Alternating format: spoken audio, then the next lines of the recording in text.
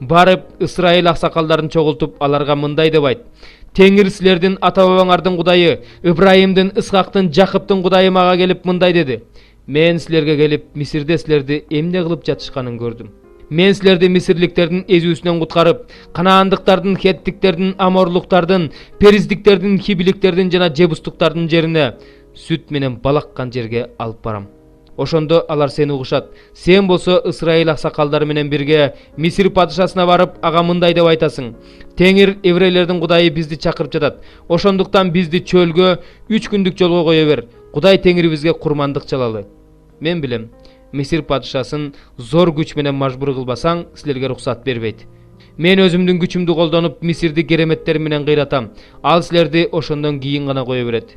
Мен бул элге мисирликтердин көзүнчө ырайым кылам. Силер кетип бара жатканда куру кол кетпейсиңер. Ар бир еврей аял мисирлик коңшусунан жана үйүндө жашаган мисирлик аялдардан алтын күмүш буюмдарын, кийимдерин сурап алат. Аларды уул кыздарыңарга кийгизесиңер. Ошентип мисирликтерди тоноп аласыңар. 4-чү бөлүм.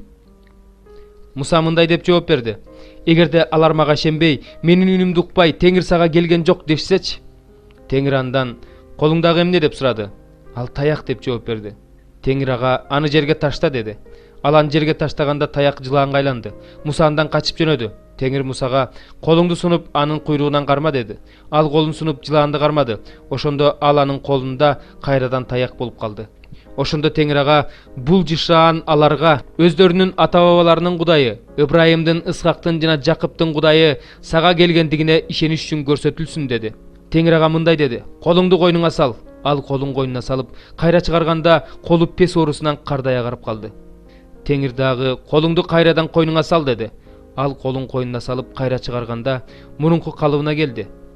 Ошондо Теңир ага дагы мындай деди: Эгерде алар сага биринчи жышаанга ишенбей коюшса, анда экинчи жышаанга ишенишет. Эгерде алар бул эки жышаанга да ишенбей, сени укпай коюшса, анда дарыядан суу сузуп алып жерге төк. Жерге төгүлгөн суу канга айланат. Ошондо Муса Теңирге: О Теңир, мен мурун эле сөзгө чечен эмес болчумун. Сен өзүңдүн кулуң мени менен сүйлөшүп жаткан учурда да мен ошондой элемин. Мен кыйналып сүйлөйм, мен кекечмин деди. Теңир ага: Адамга ооз берген ким? Аны дудук же дүлөй, көздүү же сокур кылган ким? Ошенткен Теңир мен эмесминби? Демек баргын. Мен сага айтып турам, эмнени айтышты үйрөтүп турам деди. Муса мындай деди: Теңир мен эмес, башканы жибер. Ошондо Теңир Мусага каарданып мындай деди: Леби уруусундагы Арун деген бир тууганыңчы. Мен анын сүйлөй аларын билем. Азыр ал сенин алдыңдан чыгат. Сени көргөндө сүйүнүп кетет. Сен ага айтып турасың, эмнени айтышты үйрөтүп турасың. Мен болсо сага да, ага да эмне деш керек экениңерди айтып турам. Эмне кылышты үйрөтүп турам.